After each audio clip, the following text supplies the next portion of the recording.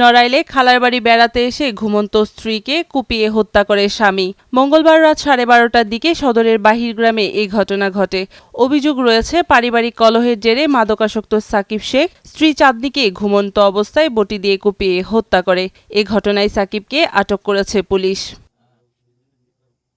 Police ও পারিবারিক সূত্রে জানা গেছে, প্রায় 5 বছর আগে তাদের বিয়ে হয়। তাদের ঘরে তুফান নামে 3.5 বছরের একটি ছেলে সন্তানও রয়েছে।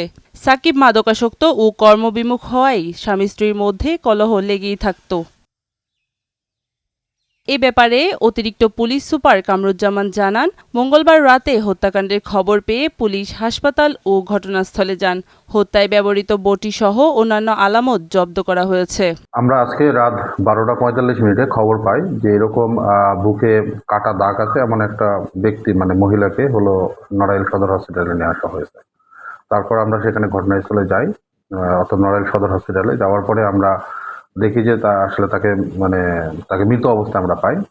এরপরে আমরা সেখান থেকে আসলে যেটা ঘটনাস্থল ছিল আপনাদের নড়াইল সদর থানাধীন যে বাহির গ্রাম, এই বাহির গ্রামে আমরা যাওয়ার পরে ঘটনাস্থল ভিজিট করার পরে আমরা ঘটনার সহিত জড়িত সন্দেহে আমরা যে মারা গেছে অর্থাৎ খাদিজা আক্তার চাঁদনী তার স্বামী সাকিবকে আমরা জিজ্ঞাসাবাদের জন্য আটক করি।